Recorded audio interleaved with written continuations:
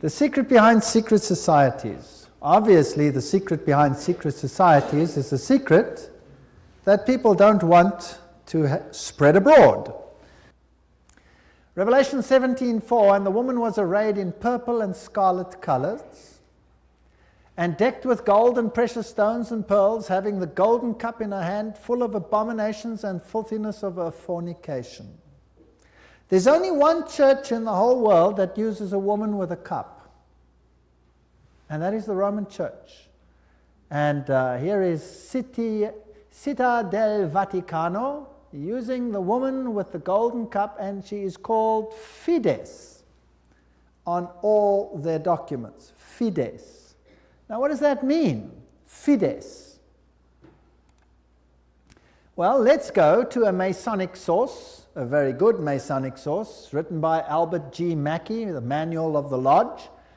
Albert Mackey was a 33-degree Freemason. It'll become clear as we go through the lectures what this means. And he says, the right hand has in all ages been deemed an emblem of fidelity, and our ancient brethren worship deity under the name of Fides, or fidelity, which was sometimes represented by two right hands joined, and sometimes by two human figures holding each other by the right hand. Numa was the first who erected the altar to Fides, under which the name, the goddess of oaths and honesty, was worshipped.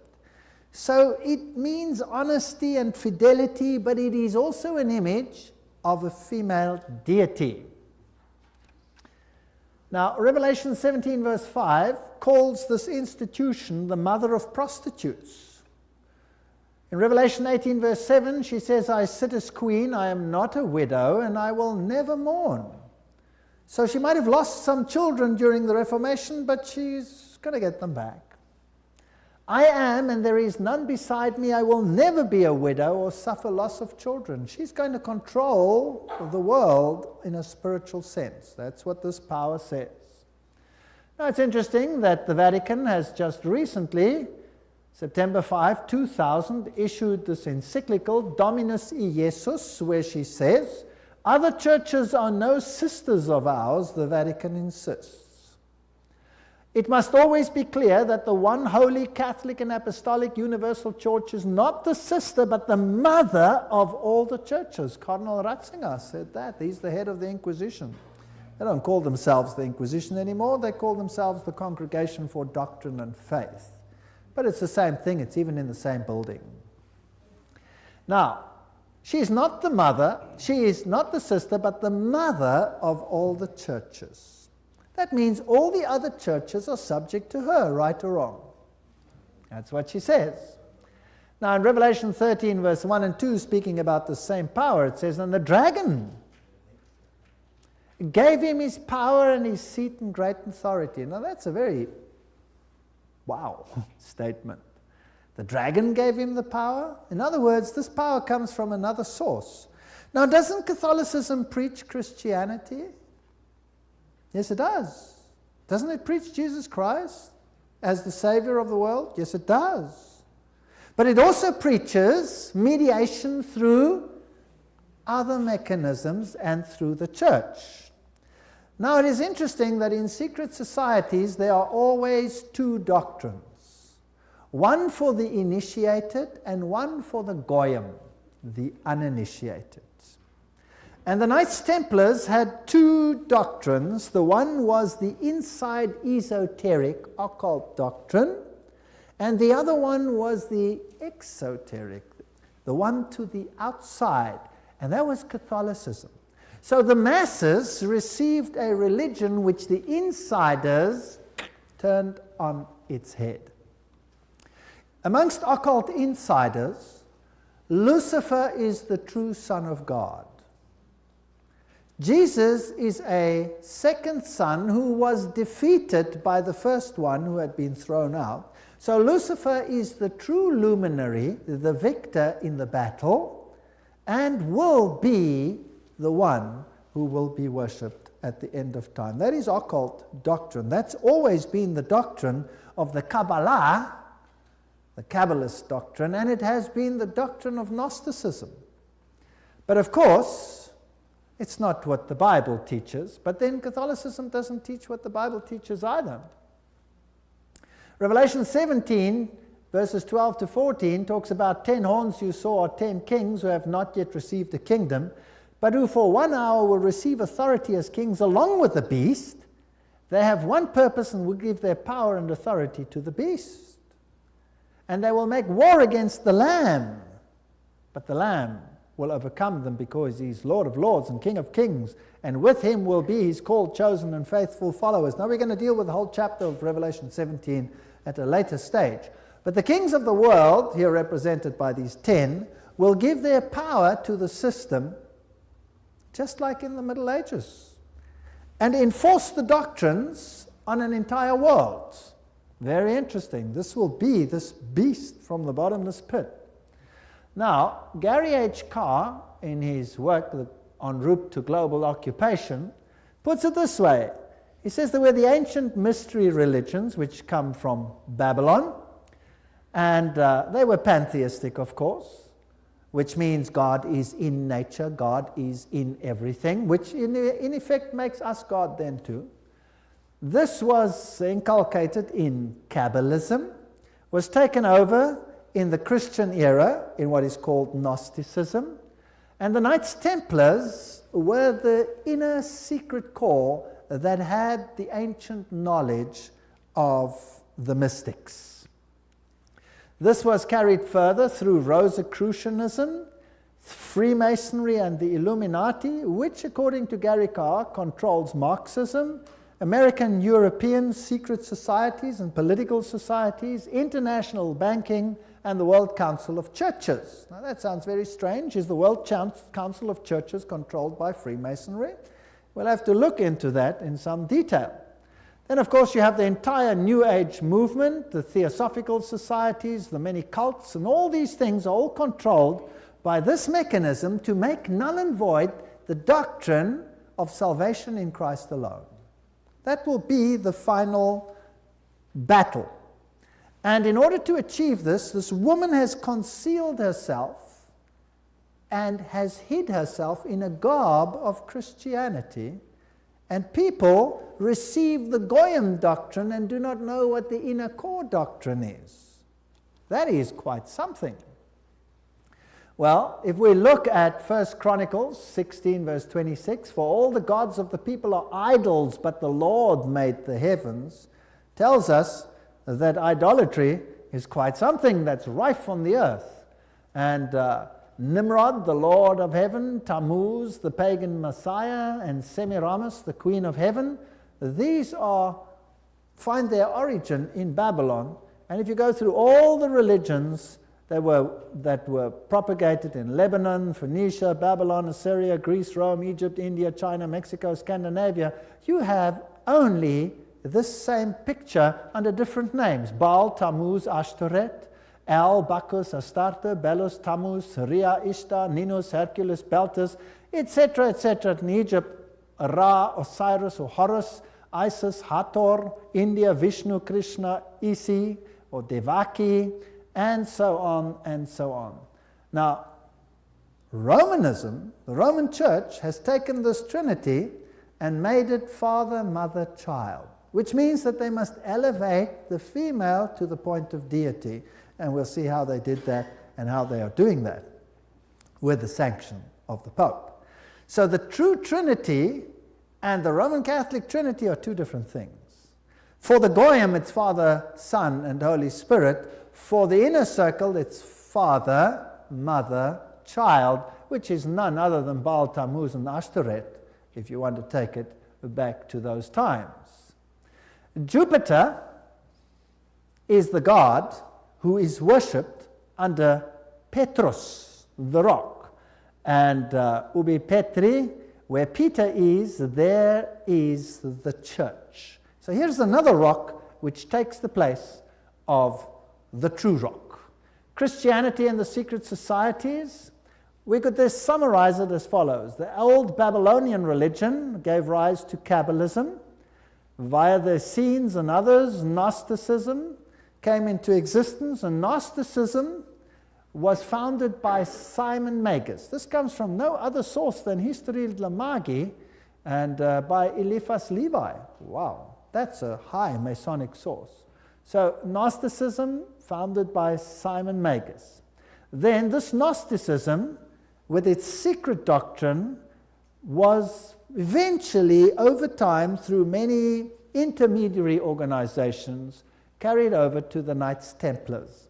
And the Knights Templars were a group of a Roman Catholic order, if you like, that were set over the temple site to protect it. And they had strong links to Islamic societies, the Ismailis, the Karmatites, the Fatimites, the Druzes, and the Assassins. And these are very, very interesting, and we'll be dealing with them when we talk about the Islamic connection, what the secret societies actually teach. Just like the Templars had two doctrines, one for the Goyim, the uninitiated, and one for the insiders, and the two diametrically opposed to each other, so the secret societies of Islam do exactly the same thing. But that's another lecture. Now the Templars, they had their secret inner information inculcated in the Rosicrucians and the Jesuits. The Jesuits, again, formed and created Freemasonry. And Freemasonry was created as the Protestant arm of the Roman Catholic Church. Unbeknown to them, beguiled, fooled, if you like, into doing the work that Rome wanted them to do, so that Rome could sit in the background while Freemasonry did it for them. And then it wasn't them, it was them. And it was mainly Protestants that were doing it, and not Rome. Very clever. Very, very clever indeed. So now let's have a look at these Knights Templars. Here are some of the representations. This is Desmaloy, the founder of the, or not the founder, but the leader at the time of its dissolution of the Knights Templars. This is what their dress looked like, if you like, and that is one of their symbols. It is a symbol that is used by many churches today. Did you know that? Many charismatic churches use that symbol. That's fascinating. And Jehovah's Witnesses use that symbol as well. We'll come to that in another lecture. Now let's have a look at what Nestor Webster, Secret Societies and Subversive Movements, has to say about the Templars. We're not going to read it all, but you can always, if you get the video, stop the quote. In the year 1118, 19 years after the First Crusade ended with the defeat of the Muslims, the capture of Antioch and Jerusalem, these groups were founded that were eventually established as the Templars, and they presented them with a house near the site of the Temple of Solomon, hence their name, Knights Templars. And they became very famous and a very powerful order which controlled all the finances, the financial world. They were the banking elite of the world, if you like. And then in the year 1128, the order was sanctioned by the Council of Troyes and by the Pope. It was a Roman Catholic order within the church. Now, some years later, October 13, 1307, this order was officially brought to an end by the King of France because it had come to light what they were doing, so it was said. The King of France, Philippe le Bel, had the Templars arrested, and the date was Friday the 13th, October 1307, and since that day, Friday the 13th is a day of bad luck for the entire world. And the charges brought against them were: the ceremony of initiation into the order was accomplished by insults to the cross and the denial of Christ and gross obscenities. Gross obscenities. There were all kinds of things reminiscent of Sodom that had to take place there. The adoration of an idol, which was said to be the image of the true God, and that was Baphomet, this symbol over here of the androgenic male-female deity. The omission of the words of the consecration of the Mass, the right that the lay chiefs amongst themselves giving absolution, and authorization of unnatural vice. So they had to to curse the cross, trample upon Jesus, swear allegiance to Baphomet, and sanction this with unusual vice. That's a pretty serious crime in those days, so he was sentenced to death. But the order actually didn't disappear. The Pope was very reluctant to say that it was so. Masonic ritual includes references to the Knights Templars. For example, here, Secret Societies and Subnervous Movements says, several knights who had set forth the rescue of the holy places of Palestine from the Saracens formed an association under the name of Freemasons, thus indicating that their principal desire was the reconstruction of the Temple of Solomon. And you hear a lot about the reconstruction of the Temple of Solomon today, and the story of Israel and all those interesting things. Now let's go a little bit into some of the history. I'm taking you to this beautiful palace. Where do you think it is? It's in Jerusalem. And it's Notre Dame Vatican. And this is where the Pope has his representation in Jerusalem. It's a palace for a king. There's the Vatican flag flying outside. And there's even a whole lane where you have some interesting papal artifacts. Now in Jerusalem, I went to look up the site of the Knights. And here is the Knights Palace, the Latin Patriarchate. This is where the Knights Templars originally had a site, and the Knights of the Papacy now control this area. This is their symbol that they use. That is also the Knight's shield, which is used by many religions today. The Rema Church uses that symbol, for example. These are the eternal warriors. That is the symbol that they use. There they are they kiss the Pope or the Patriarch's ring. They are knighted just like knights, and they knight highly prominent bankers and individuals such as that. Inside this church, you have, of course, the statue of Jupiter as Peter. Notice that the foot is well kissed. And I didn't want to kiss the foot, so I just stood there. And it is a very important church because both Pope Paul VI and Pope John Paul II visited this church, which is, of course, highly symbolic, and there are the plaques. And the Latin Patriarch, the Knights Palace. If you go inside, there's this interesting altar. And as you look at the altar, you'll see certain figures over here. This one over here is very interesting. Let me get it a little bit closer. And what do you see? You see the double-headed eagle, which is also the symbol that is used in Freemasonry. So there it is on the altar of the Knights. And what is there on this side? Two swords held like a compass. Fascinating. So there are many, many Masonic figures in here. The tail feathers and the feathers of the eagle, very reminiscent of what you have, for example, on the back of the dollar, and all those other interesting symbols of the circle with the triangle and the sun around it. And the inheritor of the Templar nuance are the Jesuits.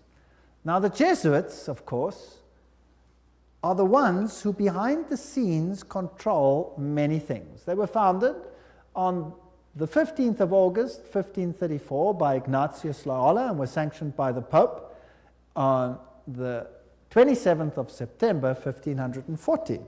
So they were created, as it were, to stand against the Reformation. They were designed to destroy the Reformation.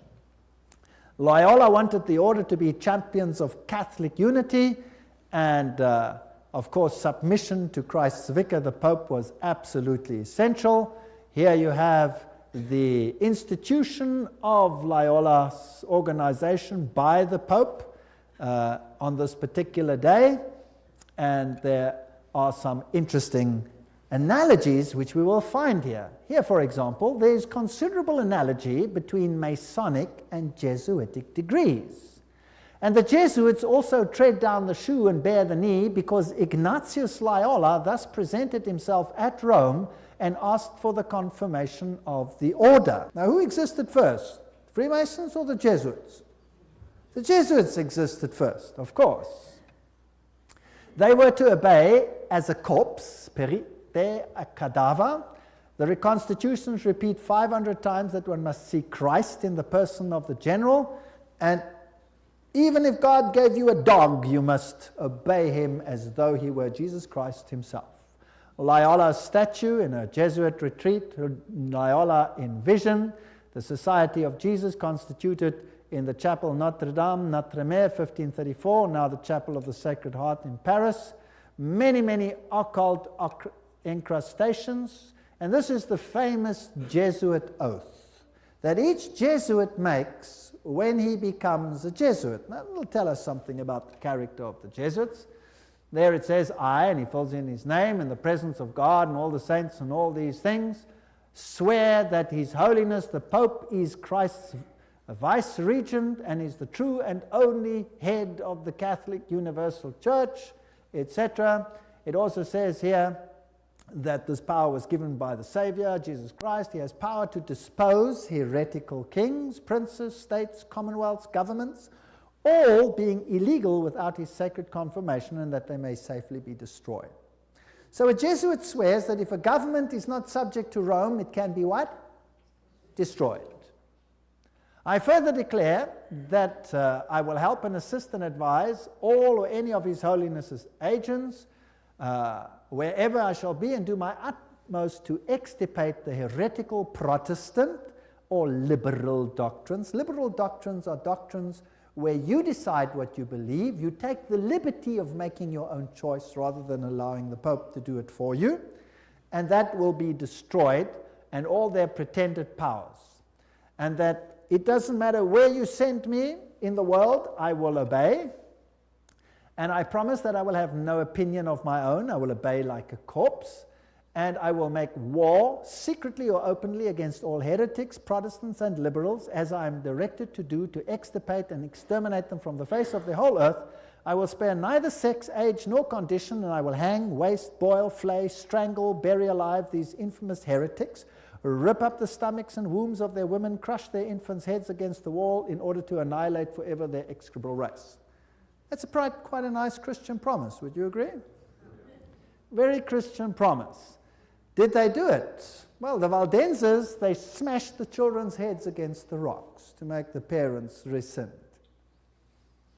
In the Ottoman Empire, that's an interesting story, in Serbia and in all those East Bloc countries where they occupied, they took the children, threw them in the air, and caught them on the ends of their bayonets. They were nice people. Now you will say, that was Islam, that wasn't Jesuits? Well, debatable. We'll talk about it another time. And if I cannot do it openly, I will do it secretly. So that is what a Jesuit swears. This is the famous Pontifical Gregorian University in Rome, the most prestigious Catholic university in the world. The Jesuits, in all their enclaves, have their figures in caves. Now, in paganism, all the deities come out of the cave, and they have the letters IHS, which actually stand for Isis, Horus, Set, which is the Egyptian Trinity. They, of course, say it means Jesus hominum salvator, Jesus the Savior of men, but it doesn't. It means IHS, Isis, Horus, Set. And their symbol is the triangle with the all-seeing eye in it for this deity. They also use the pillar, the stela, if you like. They have the symbol of the triangle with the eye in a circle, which is also the symbol used in the New Age movement. And we saw that Gary Carr says that Freemasonry controls the New Age movement and the Jesuits control the Freemasonry, or created it. This is the University of the Jesuits in Prague. On top of it, they have Atlas, not Jesus Christ. If you go to a more modern Jesuit enclave, like this one in Germany, I visited this. I'm quite cheeky sometimes. There I am. And took a picture, and inside they have this picture of Christ. This is not Christ. This is Atlas, holding the world on top of his shoulders, disguised. They have these symbols up against the wall. There, this symbol is the symbol of Hermes. If you take away the cross, then you have the symbol of Isis. This is paganism at its best. And these symbols over here are nothing. Here it is, Jesuit Kirche, when it was built, etc. And their symbolism, Maria, the M is the Masonic M, the triangle, Ria, the goddess. Here is a church in Germany, a cathedral. Inside you will see this circle with a cross in it, the crossed swords, symbol of all symbols used also in Freemasonry. Now if you go back to ancient Assyria, that was a very prominent cross. It was the Maltese cross. It comes from ancient paganism. They have the symbols of the star over here, two stars one over the other, or two crosses one over the other. They have the compass, they have the moon with a disc in it or a star in it, which is the symbol that Islam uses, for example. They have the solar calendar and the triple crown. All of these are used by the papacy. Upside down crosses represent victory over Christ. Hammers and compasses and sickles, these are symbols that are prevalent in the world. There's Jesus standing above the skull and crossbones, which is a symbol of Jupiter, the god Jupiter, who is a symbol, of course, who is Lucifer. Upside down crosses again. This is a very important cathedral in Europe, in Germany, where all the political leaders come together. If you go there, you will have Janus, the two-headed one. And then you have the statue so-called of David, but of course it isn't David, it is the god Pan, because he has a pan flute in his hand, and David didn't play a pan flute. So I went to look for the dark side of Pan, because there's a light side and a dark side, and I found him. There he is, the hoofed one in the same cathedral. So they hide their occult symbolism. If you enter into the hallway, you find this over here. This is the god Anubis. It's got nothing to do with Christianity. There you have him as well, plus you have the phoenix rising from the ashes, plus you have the symbol of Jupiter, and a whole host of other symbols over there. And in their side chapel, you have all the signs of the zodiac serving the various deities like Mars and Aquarius, etc. And the doorknob is a yin-yang. This has nothing to do with Christianity. They use the symbol of the compass and Jupiter and the PX symbol over there, which you will find in virtually every single Christian denomination upon the face of the earth. The phoenix rising from the ashes, the peacock, all symbols of Lucifer. Here you have the PX with a circle with a dot in it, and you say to yourself, but isn't that a symbol of Christianity? No, this is a symbol of Horus. This has got nothing to do with Christianity. They use pine cones. Let's ask Albert Mackey, 33-degree Freemason, to tell us what the symbol means. The point within the circle is an interesting and important symbol in Freemasonry. The symbol is really a beautiful but somewhat abstruse allusion to the old sun worship, and introduces us for the first time to that modification of it among the ancients, the worship of the phallus. So it's a pretty filthy symbol at that. It deals with male organs. Wow. So that comes from the horse's mouth. So that's what it means. Now what's the PX mean? Let's go to the best Masonic source in the world, Morals and Dogma, page 292. And in case you don't believe me, I photocopied it so that you can see it. There you can see the symbol. Can you see that? It is the staff of Osiris. On the medal of Constantinople, in hoc signat eris, whatever the inscriptions. And then some other interesting things. So this is the staff of Osiris. And then it goes through the mystic Tau and the crosses and the stars of David. And then he uses this one as well. Interesting symbol. He says the vestment of the priest of Horus were covered with these crosses. That's a Maltese cross. Remember that I showed it to you on the Assyrian king? Now, who wears that on his vestments? Well, let's have a look. Oops, there it is. Who's wearing it? The Pope is wearing it. So what is he? He must be the priest of Horus. So to the outside world, it seems like Christianity, but to the inner circle, it's occultism. On the floor of the cathedral in London, you have the tricolour, which is the triple yin-yang. And what does that mean? Well, let's go and ask the sources themselves. Celtic version of the yin-yang. That's what it is. The tricolour, the sea, good luck, cauldron, Celtic goddess, the goddess of wisdom and witchcraft. Who was enthroned in the French Revolution? Goddess of reason. witchcraft, reason, all these things, same deity. On the floor of the same cathedral, you find the mystic Tau. What does the Tau represent? Let's ask another Mason, Ward.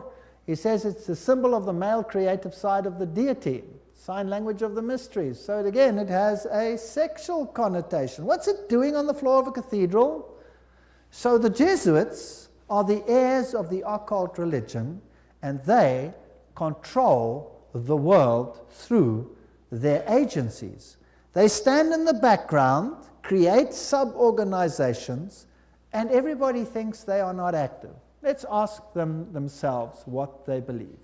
Here is the history of the generals of the Society of Jesus. These are all the generals, starting with Ignatius Loyola. They're all listed down there. We don't have to go through them all the way through to the present one that rules now, whose name is Peter Hans Kolvenbach. Nice German name. It's interesting that the Germans are very prominent in this. Peter Hans Kolvenbach is the head of the Jesuits. Cardinal Ratzinger, another German, is the head of the Inquisition. They seem to be pretty much in control. What does he look like? There he is, Peter Hans Kolvenbach. You're looking probably at one of the mightiest men on the earth today, if not the mightiest. He's the Black Pope. Here you have the cave of Loyola. Here you have George W. Bush and the Pope in audience with each other. And they don't do anything by chance. They just happen to do this exactly under that picture I showed you, where Loyola receives his commission from the Pope. Now, the ceremony of induction and the extreme oath of the Jesuits, Library of Congress, catalog card, there it is. You have been taught to insidiously plant the seeds of jealousy and hatred between communities, provinces and states that were at peace, and incite them to deeds of blood involving them in war with each other, and to create revolutions and civil wars in countries that were independent and prosperous, cultivating the art and the sciences and enjoying the blessings of peace, to take sides with the combatants and to act secretly in concert with your brother Jesuit, who might be engaged on the other side, but openly opposed to that with which you might be connected, only that the church may be the gainer in the end, in the conditions fixed in the treaties for peace, and that the end justifies the means. Whoa! This is Hegelian science.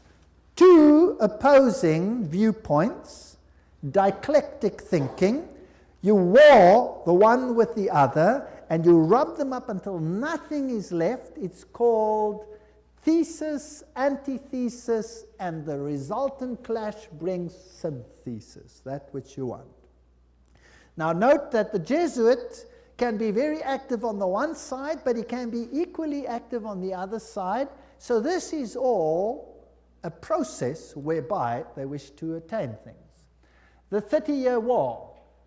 Now, what was that about? The aim and the object was that that war should in truth become a war of annihilation. Besides, was it possible for them to allow peace to be concluded with countries whose rebellious governments had issued a law ruling that no Jesuit should ever again dare to show his face? Do you know that the Jesuits were thrown out of virtually all countries, including Catholic ones, because they were so divisive?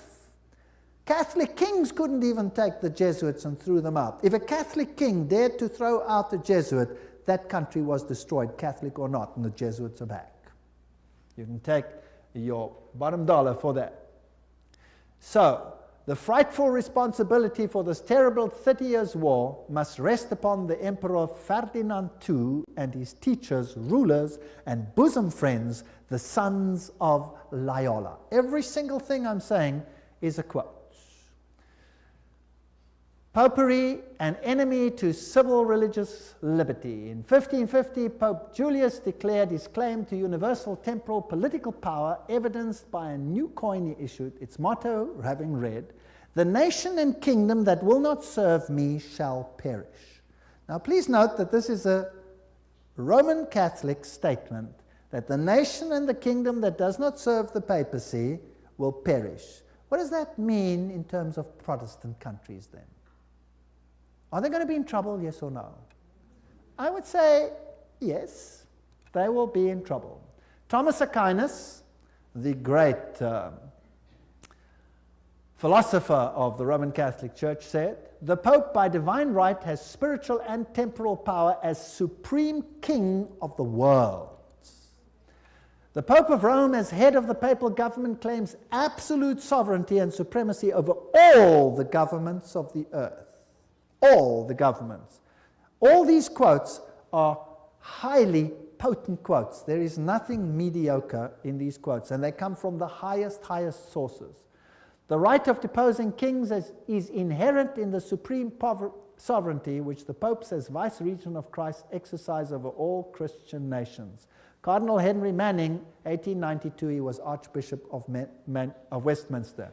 So, he is in control of all nations of the world.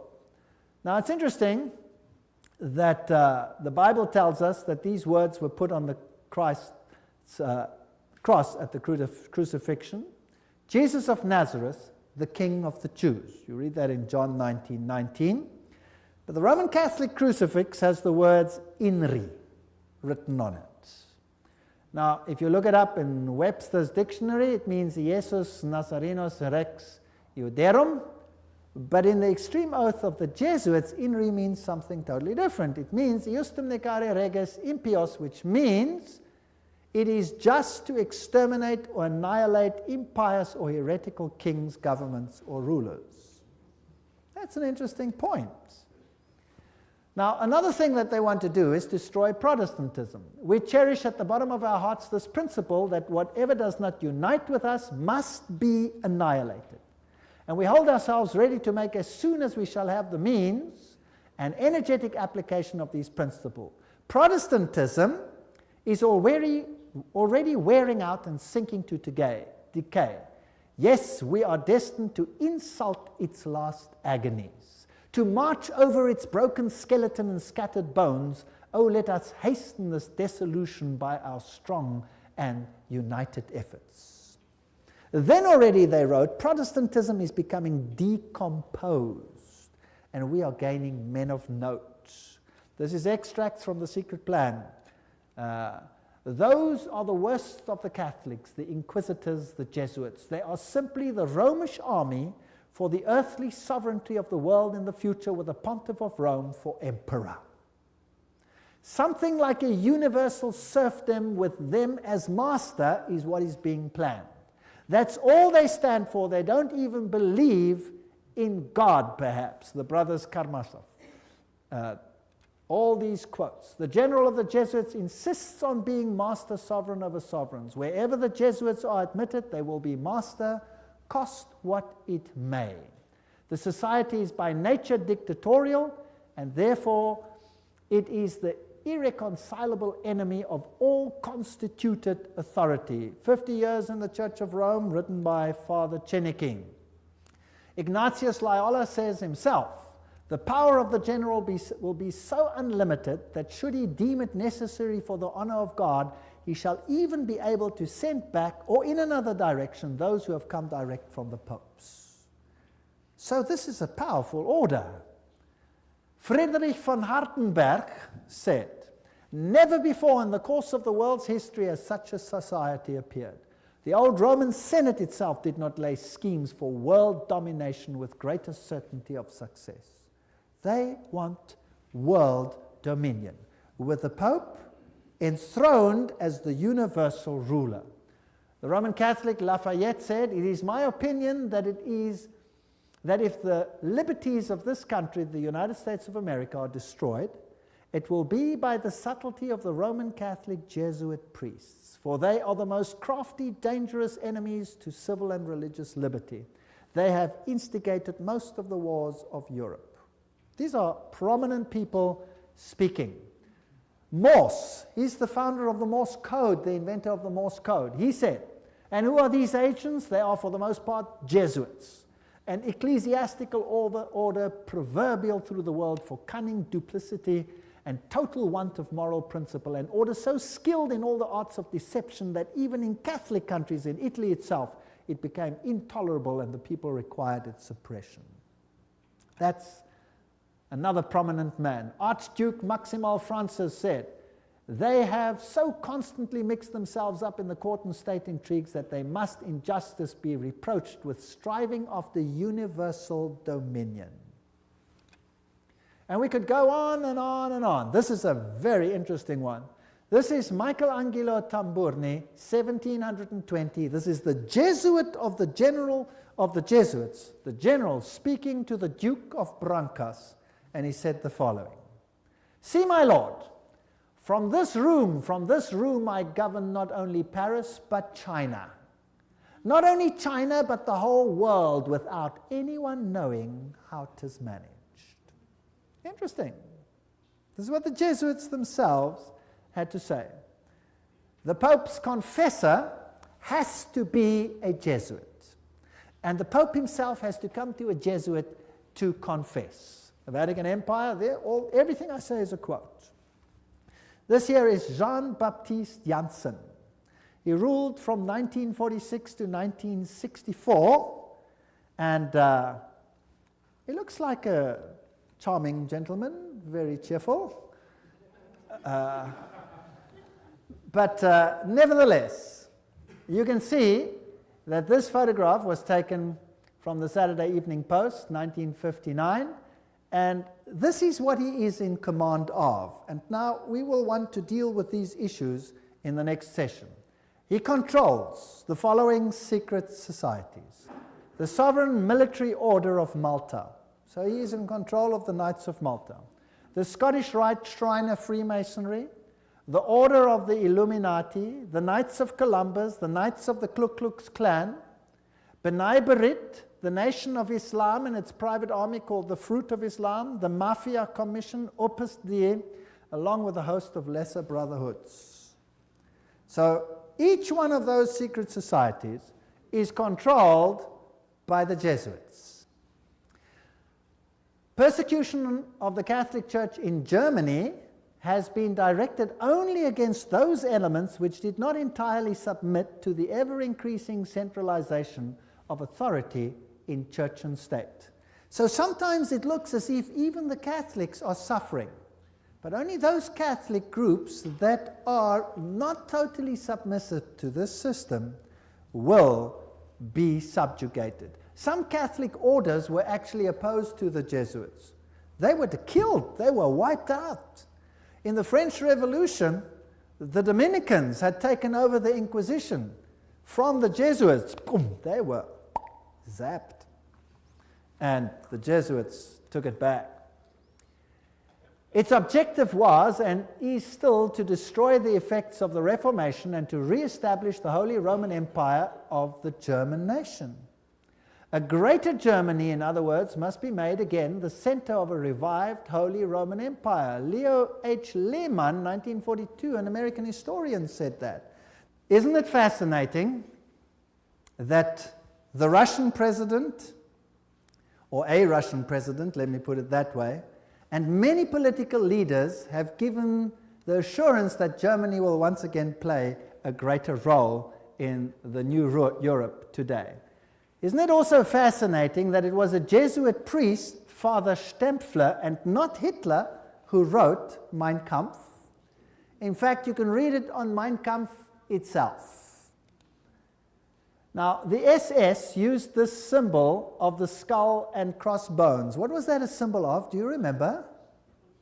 It was the symbol of Jupiter, the god Jupiter, the god of death. It's also the symbol of Osiris, who was the god of death. Anubis is just another form of Osiris. He is the god of death. He's the god of the dead. But Jesus says, I am the God of the living. I am not the God of the dead. I'd rather serve the God of the living. The SS was organized by Himmler according to Jesuit order principles.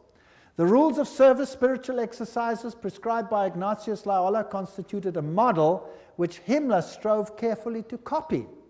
Absolute obedience was the supreme rule. Every order had to be executed without comment. Every single statement is being read from a reputable source. Again, in that wonderful book, The Great Controversy, we get an idea of the Jesuits. Throughout Christendom, Protestantism was menaced by formidable foes. The first triumphs of the Reformation passed, Rome summoned new forces hoping to accomplish its destruction. At this time, the order of the Jesuits was created. Notice what this quote says. The most cruel, unscrupulous, and powerful of all the champions of popery, cut off from every earthly tie and human interest, dead to the claims of natural affection, reason, and conscience, wholly silenced, they knew no rule, no tie, but that to their order, and no duty but to extend its power. We don't have to read the whole quote. But they made it their business to destroy Protestantism. The Jesuit order, therefore, stands before us as the embodiment of a system which aims at temporal, political domination, and that over the whole world. You will say to me, surely China will not be subject? Well, we already read a quote by the Jesuit general himself where he says he controls China. Who controls communism? The Jesuits created it, and therefore they controlled it. They practiced it in their South American examples where they practiced it before they instituted it. Very interesting. This is Count von Hernsbruch, 1911, German noble and ex-Jesuit, who says this very thing.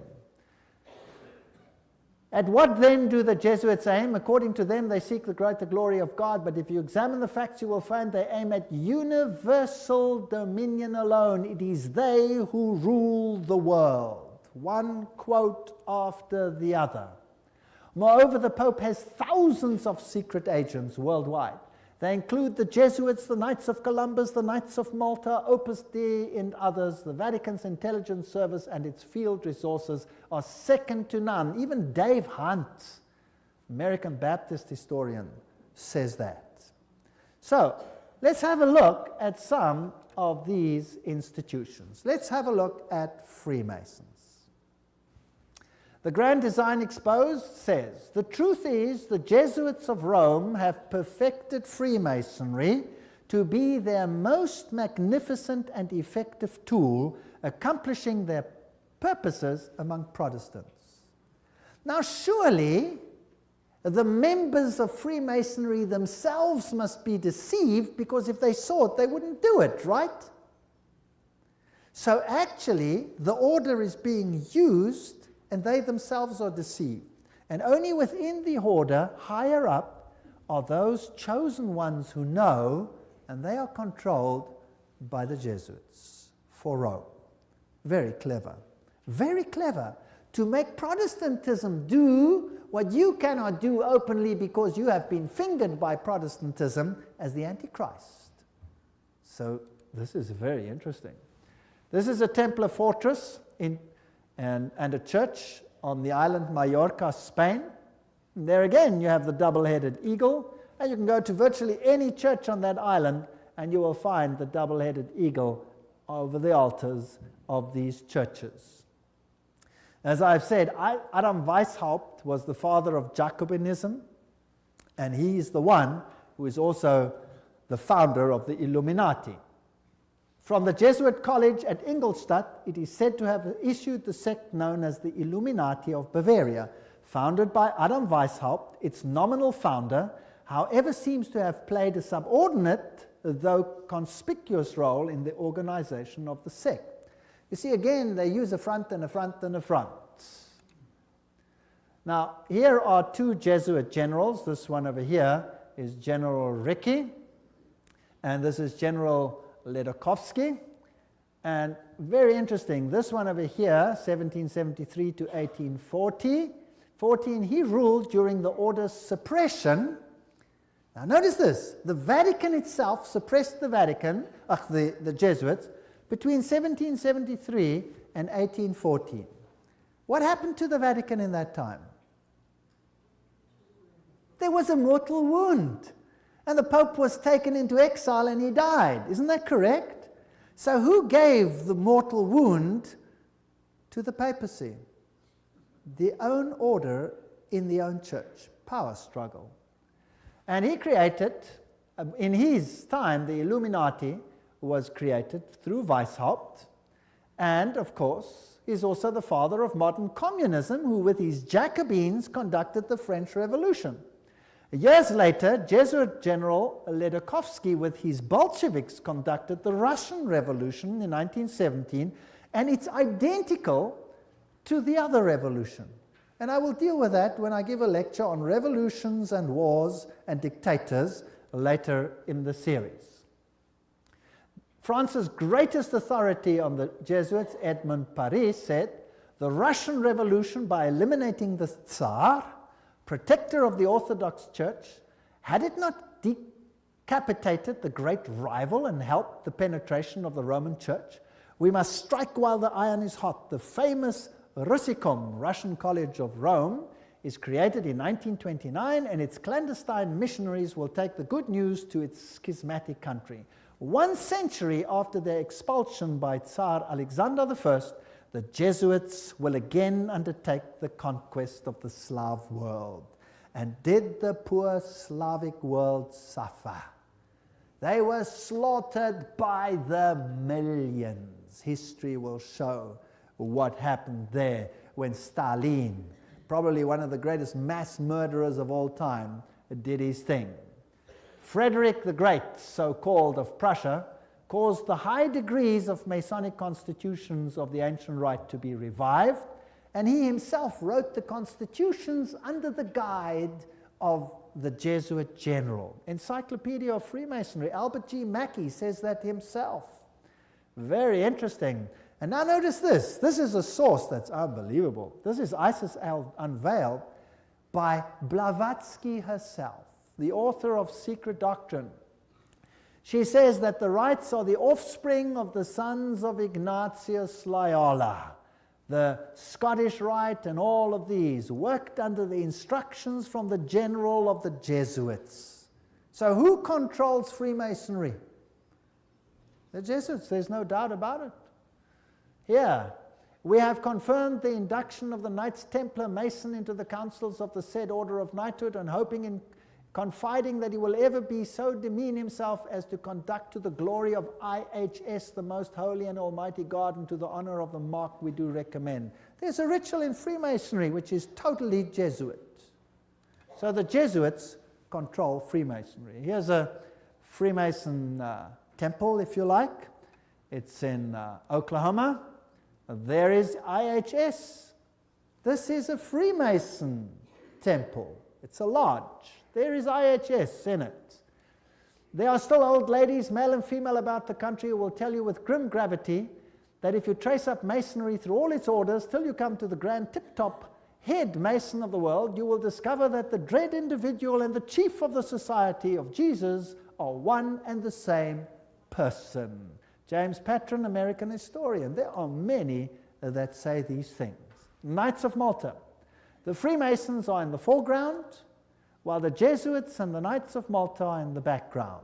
The Jesuits control even the Knights of Malta. Now, who are they? Well, they are headquartered in Rome, these knights. They used to be on an island, but besides that, they used to be a military order. They are still a military order. They are knights. They control the banking of the world, the industry of military complexes of the world. They oversee Chase Manhattan Bank with all its branches. They rule all the intelligence communities, the KGB, the CIA, and all of these things to restore the Dark Ages. Everything I'm saying is a quote. I'm saying nothing. Don't accuse me of saying anything. I'm just reading. Who are they? Well, here's the head of the Knights of Malta at the moment in America. This, well, he's dead now. This is Francis Joseph Cardinal Spellman, Cardinals of New York. And their headquarters is St. Patrick's Cathedral, the diocese of the Archbishop of New York. There are the various ones. Here's Terence Cardinal Cook, then was Cardinal O'Connor, and currently Cardinal Archbishop of New York, Edward M. Egan. Now let's have a look who the members of the Knights of Malta are. That should be interesting. Some past, some present. General Alavena, George Anderson, Angleton, Azru, Berti, Bobs, Bonaparte. Does that name ring a bell? Borges, Bradley, Brady, Pat Buchanan. Does that name ring a bell? James Buckley, Prescott Bush, does that ring a bell? Frank Capra, William Casey, does that ring a bell? CIA, Cisnero, Cooks, Coughlin, Loach, Giscard d'Estaing, does that ring a bell?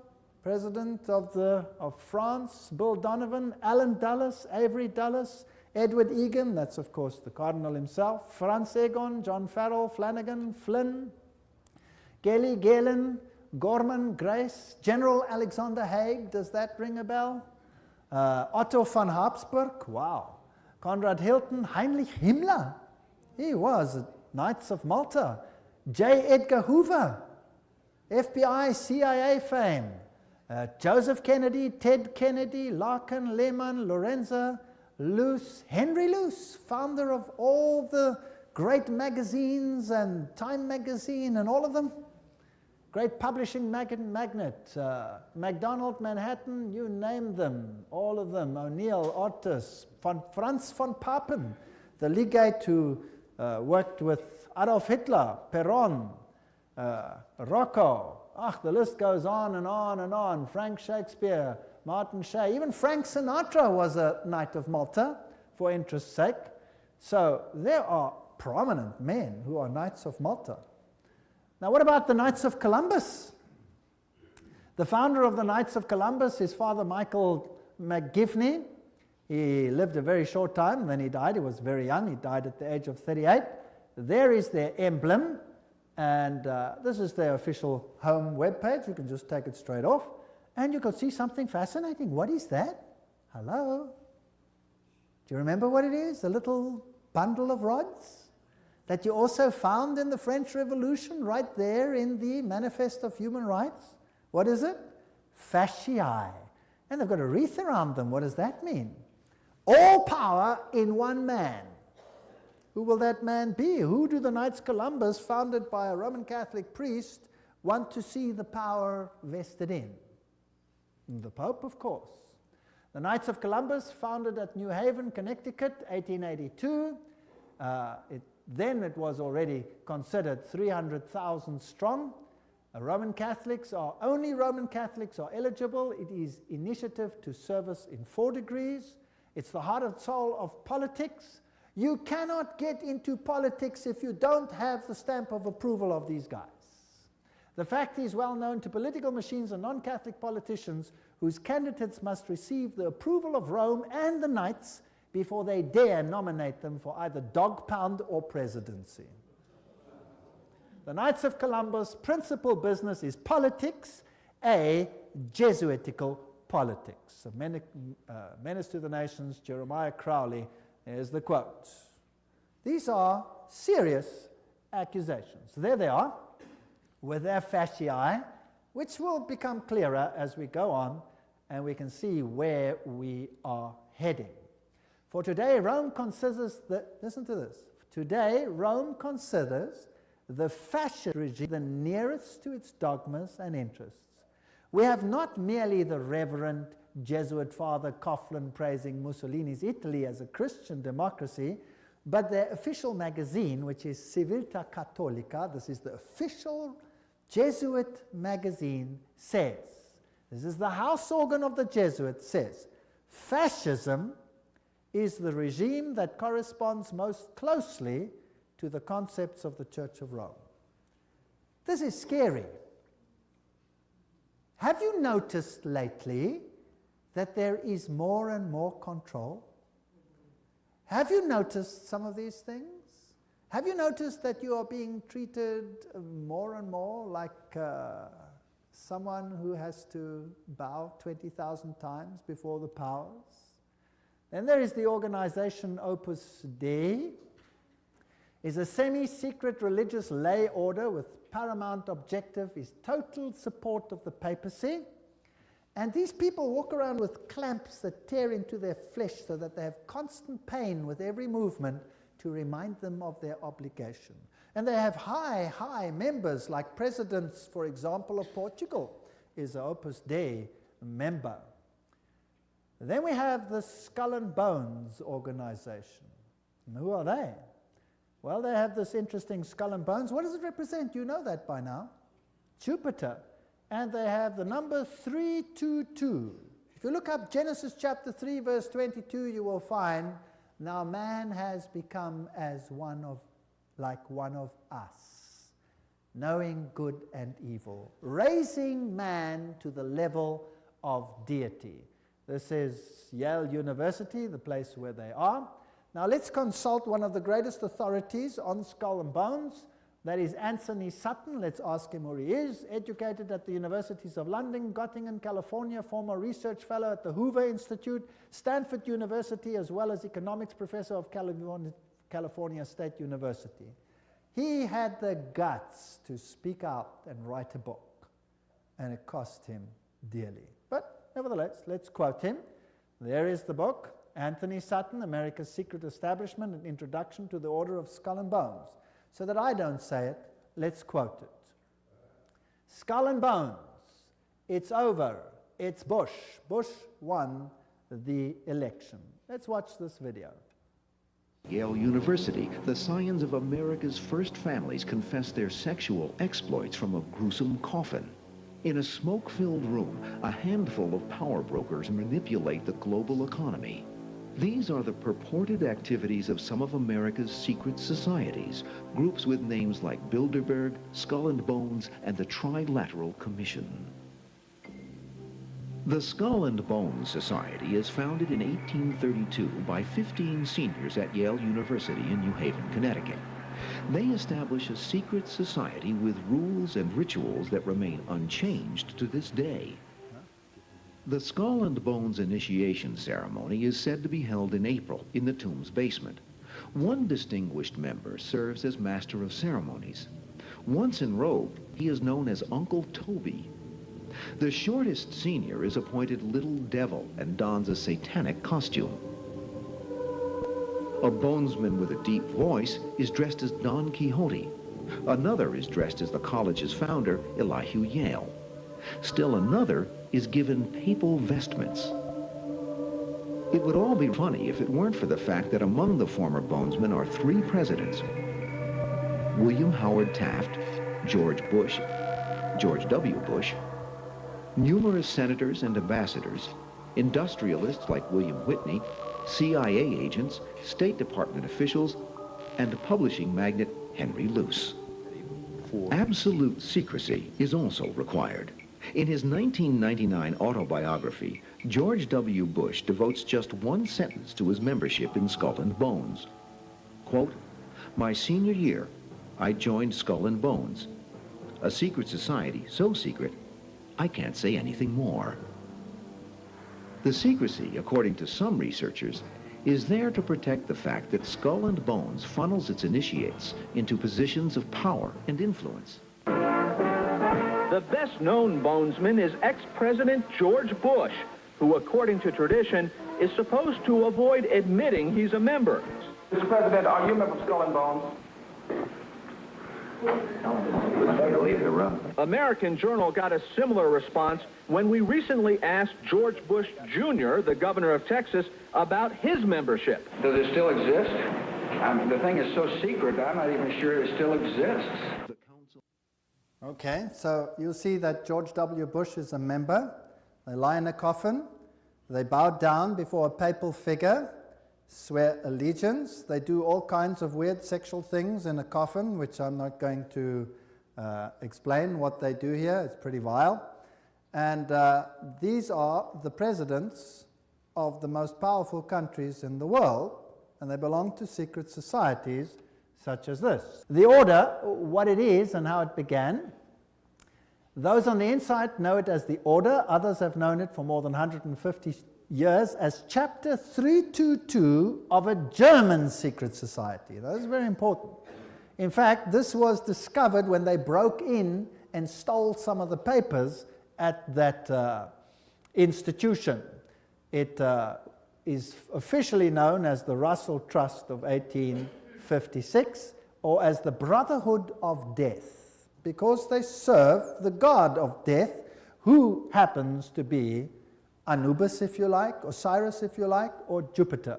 The American chapter of the German order was founded in 1833 at Yale University by General William Huntington Russell, And Taft, the only man to be both President and Chief Justice of the United States. Interesting. Now, the German order, what does this actually mean? The Illuminati had its origin at the University of Ingolstadt, and recruits were from the student Inkorps. Of course, they had to be students with high connections, you know, sons of very high insiders. The order had its origin in Yale in 1833, but Skull and Bones is a chapter of a German secret society. So, which organization does it represent? Active members have enough influence to push their sons and relatives into the order, and there's significant intermarriage amongst the families, and they fall into major categories, two major categories. We find the old line, American families, second, families who occupy great wealth. When he's initiated into the order, he says, tonight he will die to the world and be born again into the order, as he will henceforth refer to it. The order is a world unto itself, in which he will have a new name, and 14 new blood brothers also with new names. Now, there's also a British chapter which was established at Oxford University and All Souls College, and the British element is called the Group. So the Skull and Bones is not the only one. You have the Group, and then you have a European order as well. So the Group links to the Jewish equivalent through the Rothschilds, the Inner Circle, and so there is a worldwide secret organization which has the highest individual in industry, government, all facets of life. And they actually are the most prominent rulers in the world today. And if they are a chapter of a German society, then they are the Illuminati. And George W. Bush said that there are 1,000 points of light illuminating the world at the moment. It's interesting that the order writes many constitutions. The members write constitutions. For example, Archibald MacLeish, who is a member of Skull and Bones, or was, he wrote the constitution of UNESCO. Now, we're going to have to deal with UNESCO and find out what it's about. Churches, the Union Theological Seminary is under the control of Skull and Bones. A very interesting seminary. We'll deal with these in more detail in another lecture. Major establishment of law firms, communications and industry, the Federal Reserve, and all of these are controlled by the order. This is how Chapter 322 operates. There's a central inner core. Notice that this is actually the all-seeing eye, the wedge of the eye, but that's something else. There's an inner core, there's an inner circle, there's an outer circle, there's an Atlantic Circle, the Bohemian Club, notice there, Bohemian Club, part of Skull and Bones, Pilgrim Society, Penumbra Order, Chapter 322 of the Order, the Trilateral Commission. That's how it's put together. You could basically put it this way: Council of Foreign Relations, United Nations, Bilderbergs, Club of Rome, Royal Institute of International Affairs, and the Trilateral Commission, with the Illuminati controlling everything on the inside, forming basically the round table. Now, you saw that the Bohemian Club is part and parcel of the issue. Now, what is this Bohemian Club? Well, here's the Bohemian Grove. The August 2, 1982 edition of Newsweek reported, this is just another quote, the world's most prestigious summer camp, the Bohemian Grove, is now in session 75 miles north of San Francisco. It's in a forest. It's a fortress. But strangely, even fortresses can be breached, and one enterprising journalist managed to sneak in. The fiercely guarded 2,007 acre retreat is the country's extension of San Francisco's all-male, ultra-exclusive Bohemian Club, to which every Republican president since Herbert Hoover have belonged. This is just a quote. This is the Bohemian Grove ceremony, which was photographed or videotaped, very darkly, of course, very secretly, by one journalist, which caused a major furor. Now, you can see very little in this light, so I'll explain to you what's happening there. In this forest, the men appear naked. Naked. They have to walk around naked. In fact, some members have left the society because they're tired of walking around naked. Now imagine every president of the United States has been a member of the Bohemian Grove. And just imagine it. The priests are dressed in vestments, papal vestments, and they pay homage to an owl because the owl sees in darkness. It has illumination. There are other rituals which I do not want to talk about that happen between all these naked men. And if you read your Bibles, you will find that those who worshipped in the groves were called the perverted ones. He is eternal, and we bow to beauty everlasting. For lasting happiness, return to one alone, and she surrounds you now. Great nature, refuge of the weary heart. We bow to one alone, great nature. She is ever faithful. Other friends may fail, so must ye come as children. Little children that believe nor ever doubt her beauty and her faith. Bohemians and priests, our funeral pyre awaits the corpse of care. Grandson of all mortal wisdom, Owl of Bohemia, we beseech thee, grant us thy counsel. Owl of Bohemia, grant us thy counsel.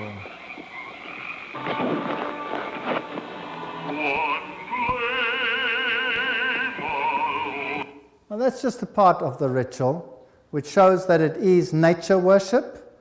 It is condemned in the Bible, and yet, who are the members? Let's continue. This is an article in Mother Jones, August 1981, volume 6, page 28, and reports who the prominent members were. For example, George P. Schultz, Stephen Batchelor, Gerald Ford, Henry Kissinger, William Buckley. Can you imagine them all walking around naked, worshipping a stupid owl? I mean, that's so pathetic.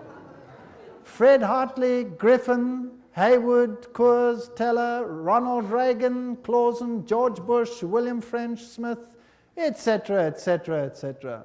It is pathetic. Modus operandi of the order. The activities of the order are directed towards changing our society, changing the world, to bring about a new world order. This will be a planned order with heavily restricted individual freedom. That's fascism. And I will show you the papal encyclicals that will make your hair stand on edge as to what is going to happen all over the world. And believe me, I live in a country where it's being implemented. And you can see it happening every single day. It is scary. But you don't have to be afraid if you know why it's happening. If you do not know why it is happening, you will despair, and there are thousands who are putting bullets through their head because they cannot tolerate it. 4,000 farmers driven off the land and murdered in my country alone. They lose everything, they lose hope, they put bullets through their heads, they wipe out their entire families because it's better for them to die than to live with it. And you know what? You give a lecture like this and you show what's behind it and why it's behind it, and guess what? They get hope. Because they see it's not just them and not something they don't understand. Once they start understanding the bigger picture, they gain hope. And they say, wow, so it's not really the end for us, because this is simply the sign that Jesus is coming soon. And there will be a better kingdom. Let us give our lives to Jesus Christ, because this world has nothing to offer. And they get hope. No constitutional protection if you go against it. They control education. I'll show you how in the lectures. Money, law, politics, economy, history, psychology, philanthropy, medicine, religion, media. There is nothing that they do not control. And remember, they are neither left nor are they right. So if there are right-wing parties and left-wing parties, they control them what? Both. That's the Hegelian principle. That's Hegelian logic. Remember that both Marx and Hitler, the extremes of left and right, presented as textbook enemies evolved out of the same philosophical system, Hegelianism, that brings screams of intellectual anguish from Marxists and Nazis. Remember that the Jesuits were told that they must serve on this side and the other side. Remember that? And create conflict between the sides. This conflict of opposites is essential to bring about the change that they want. Today, this process can be identified in the literature of the Trilateral Commission, for example, where change is promoted under conflict management. Have you heard that name before? Right, conflict is essential. The state is absolute, so the state must have total control. That means the people must relinquish their rights to the state. Do you see that happening in the United States at the moment? Absolutely. So, the state requires complete obedience. An individual does not exist for himself in these so-called organic systems, but only to perform a role in the operation of the state. That's exactly what it was like under Nazism. Here's Hegel. The two, Hegel and Kant, are the philosophers behind the system. I was stunned. I was in Europe 4 weeks ago, in Germany, and the leaders, the presidents of Germany, went down and put down wreaths in front of these people's graves and said, their philosophy has made the new Europe possible. They honored them. What a terrible, I would almost say satanic, well, why not just say it, philosophy. The Illuminati principle that the end justifies the means is also the principle of the group and the order, which is skull and bones. That means you can do anything, no matter how dastardly, as long as you achieve your aim. There's an outer circle, an inner core, all of these. Council of Foreign Relations is the outer circle, Trilateral Commission, all of those. Trilateral Commission was founded by David Rockefeller, comprises 200 members worldwide. The Bundy operation, activism towards a new world global order. George W. Bush, who was a member of Skull and Bones, remember, says that it's a big idea, a new world order where diverse nations are drawn together in a common cause. Only the United States has both the moral standing and the means to back it up. So, do you think they're trying to get all the countries of the world to come into this system, yes or no? Do you think it's possible that they are giving their power to a woman who rides them? Does it look like it? Who controls them? The Jesuits. And who do the Jesuits say all power must be under? The Pope. Isn't that correct? All right. So who do you think would clamor for a new world order more than anyone else? Maybe the Pope. Wouldn't that be interesting? Well, here he is. New international order urged for the sake of peace. When? January 3, 2004.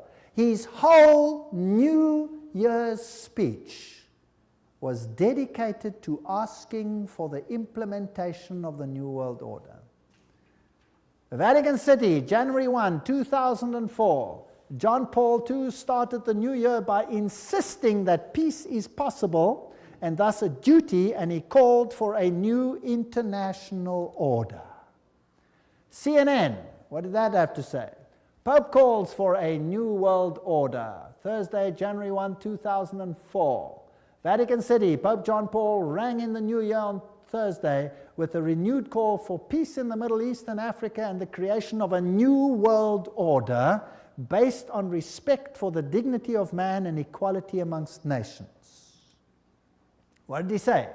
This year, Pope John Paul directed his thoughts to the continuing conflict around the globe, but he stressed that to bring about peace, there needs to be a new respect for international law and the creation of a new international order based on the goals of the United Nations. He called for an order that is able to give adequate solutions to today's problems based on the dignity of the human being. This is human rights. on an integral development of society, on solidarity amongst nations, rich and poor, on the sharing of resources, and the extraordinary results of scientific and technical process. You know, sharing of resources. Have you heard of that before? Well, there's another term for it.